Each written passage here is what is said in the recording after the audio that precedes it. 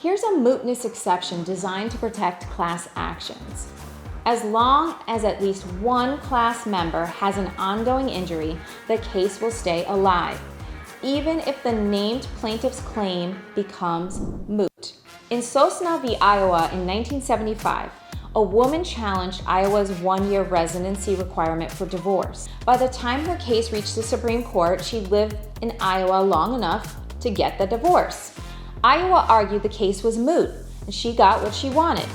The Supreme Court said not moot. She represented a certified class of people facing that same requirement. The class members still have live claims. The named plaintiff's individual mootness doesn't kill that action. This makes sense. Class actions exist because individual claims are often too small, too quick, or too transitory for individual litigation. If the named plaintiff mootness killed the case, class actions would be useless. By the time cases reach decision, named plaintiff circumstances change. The class exception prevents the problem. But here's the catch. This only applies to certified classes. If your claim becomes moot before the class is certified, some courts will dismiss the entire case. So there's a race. Certify the class before the named plaintiff's claim gets mooted. And the defendants know this. In Gerstein v. Pug in 1975, the problem was recognized. Pre-trial detainees challenged detention procedures. These claims are inherently transitory. People get released or their cases get resolved faster than the class certification can happen. The court said certification relates back to the filing date for inherently transitory claims. So even though the named plaintiffs were released before certification, the class action survived. But most cases don't get this treatment, and the defendants exploit this gap. In Genesis Healthcare v. Simzik in 2013, the case involved an employment claim. Before the class was certified, the employer made a full settlement offer to the named plaintiff.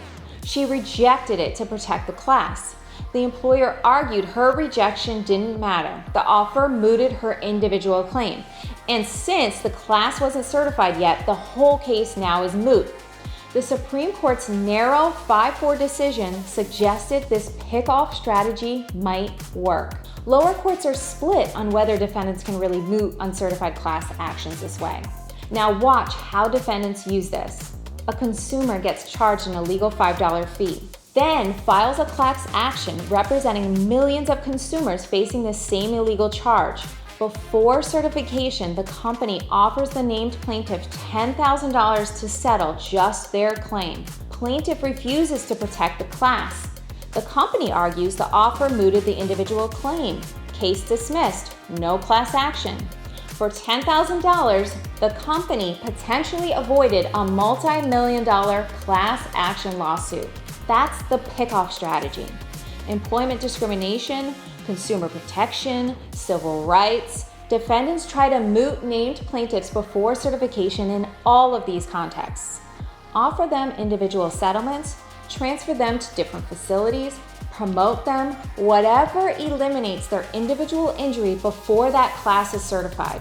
The class action mootness exception was supposed to protect transitory claims that cannot survive individual litigation. But the requirement that certification must happen before mootness creates a window of vulnerability.